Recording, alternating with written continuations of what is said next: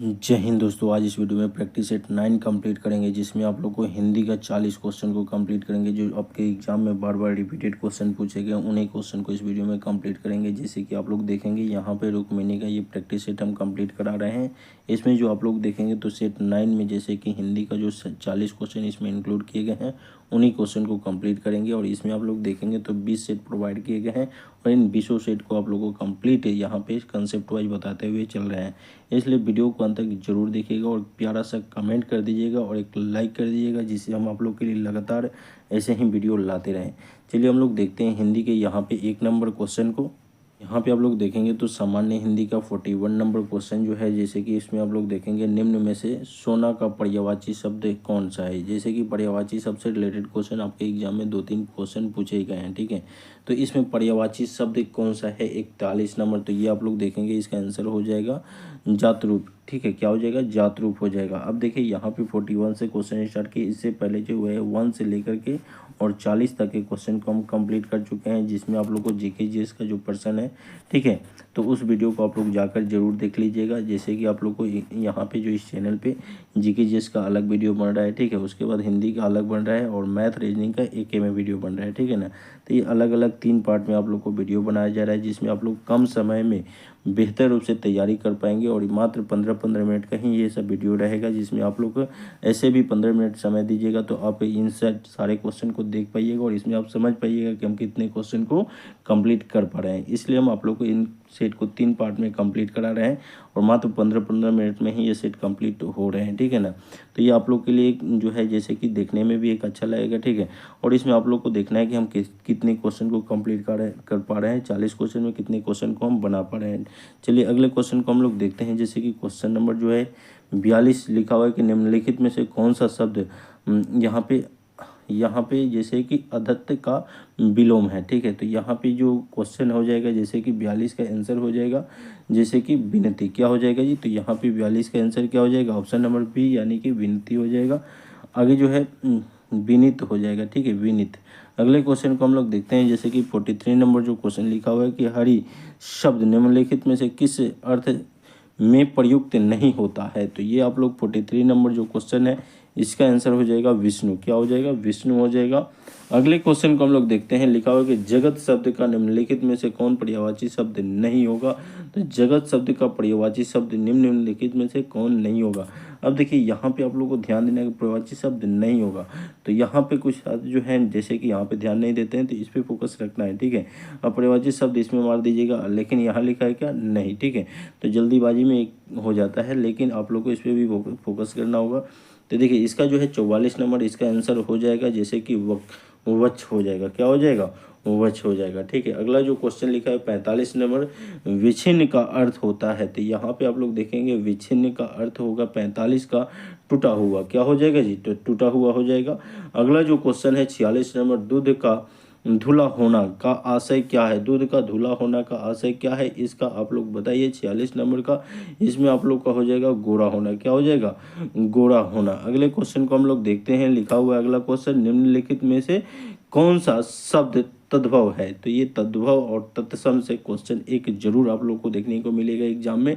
और इसमें आप लोग देखेंगे तो तद्भव पूछा हुआ है 47 का, तो इसका हो जाएगा ओठ। क्या हो जाएगा? ओठ हो जाएगा। तद्भव क्या हो जाएगा? ओठ हो जाएगा।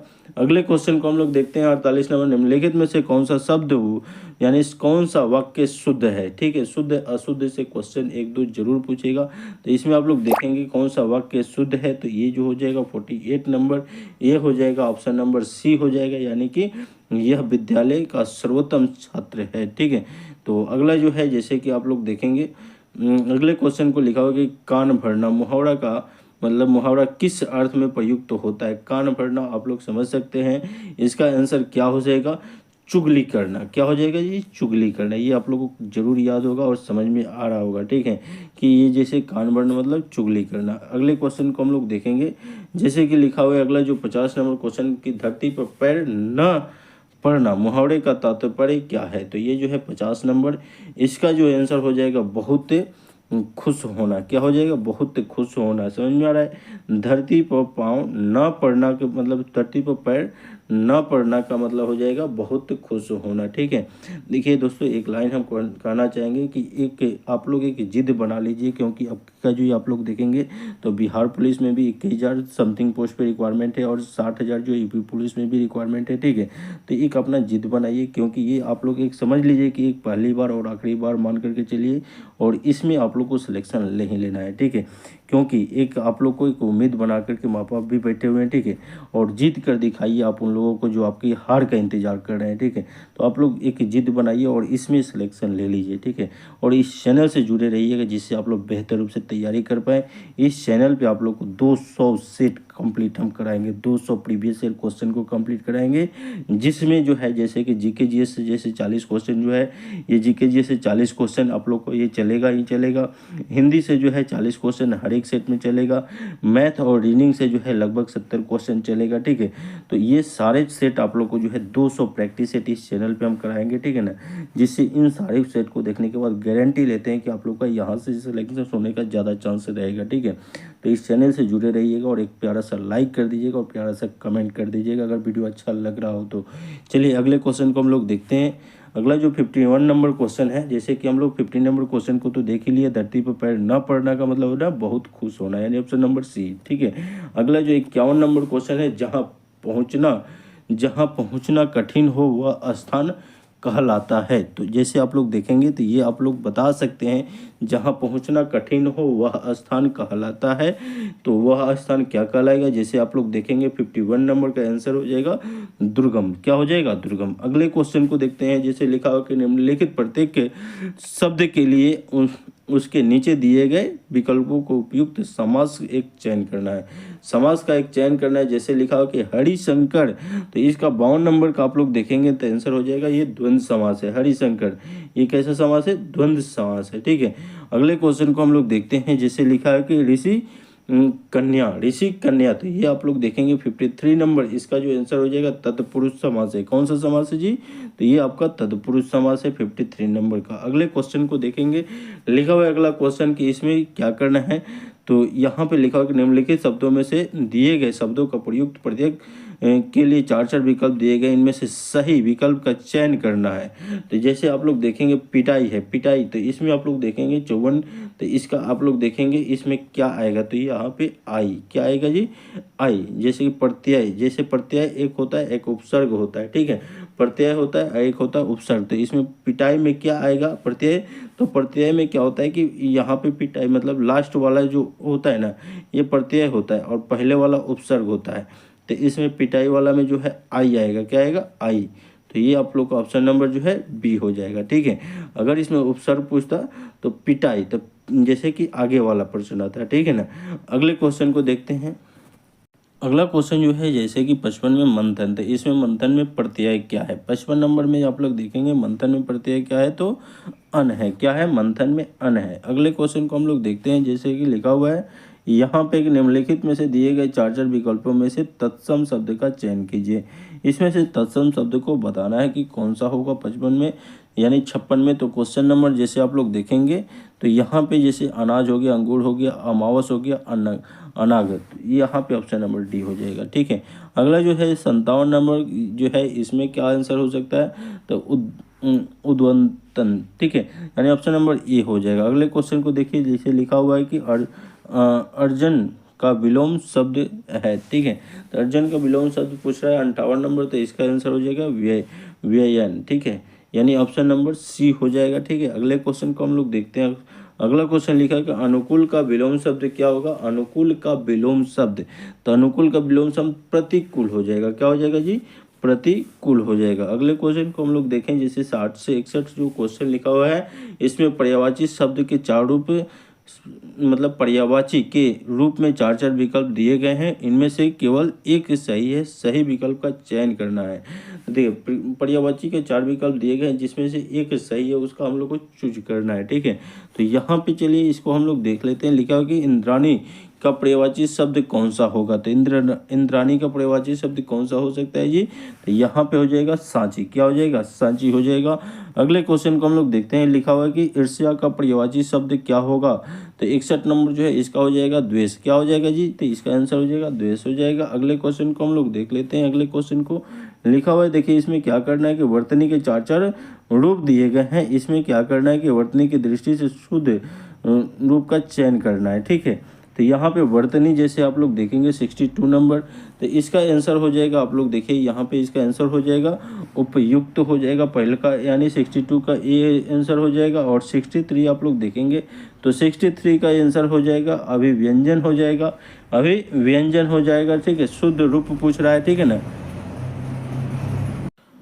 अगला क्वेश्चन आप लोग देखेंगे 64 नंबर लिखा होगा कि भाषा की मूलभूत इकाई कौन सी है? भाषा की मूलभूत इकाई यानी 64 नंबर जो है इसका आप लोग देखेंगे तो इसका आंसर हो जाएगा ध्वनि चिन्ह। क्या हो जाएगा जी? ध्वनि चिन्ह हो जाएगा। अगले क्वेश्चन को आप लोग देखेंगे तड़ का उच्चारण स्थान होता है, तो ये आप लोग देखेंगे तो ये 65 नंबर है। और इसका आप लोग देखेंगे तो इसका आंसर क्या हो जाएगा जी? तो यहाँ पे ऑप्शन नंबर ए हो जाएगा नासिक।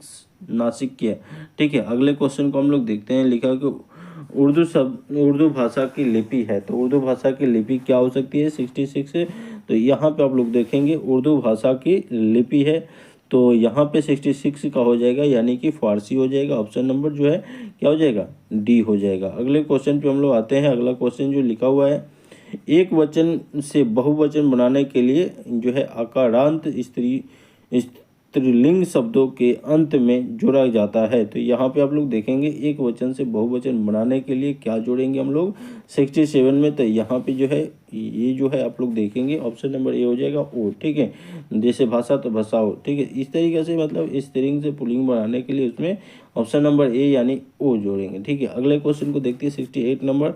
अकारांत और आकारांत संज्ञा होती है, तो ये आप लोग देखेंगे 68 नंबर, ये दोनों होती है, यानी कि स्त्रीलिंग और पुल्लिंग दोनों होती है। अगले क्वेश्चन को हम लोग देखते हैं।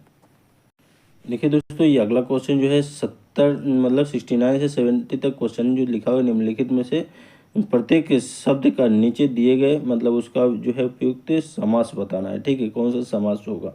तो 69 नंबर आप लोग देखेंगे युद्ध भूमि, इसमें कौन सा समास है? युद्ध भूमि में कौन सा समास है? तो ये आप लोग देखेंगे इसका आंसर हो जाएगा तत्पुरुष समास है। कौन सा समास है जी?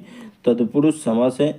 अगले क्वेश्चन को आप लोग देखेंगे, जैसे कि यहाँ पे अगला क्वेश्चन जो दिया हुआ है, नवग्रह जो है, इसमें जैसे आप लोग का 70 नंबर जो क्वेश्चन है, इसमें नवग्रह में कौन सा समास है? तो नवग्रह, जैसे गिनती आ रहा है तो ये जो है नवग्रह मतलब गिनती आ रहा है तो द्विगु समास है। कौन सा समास है?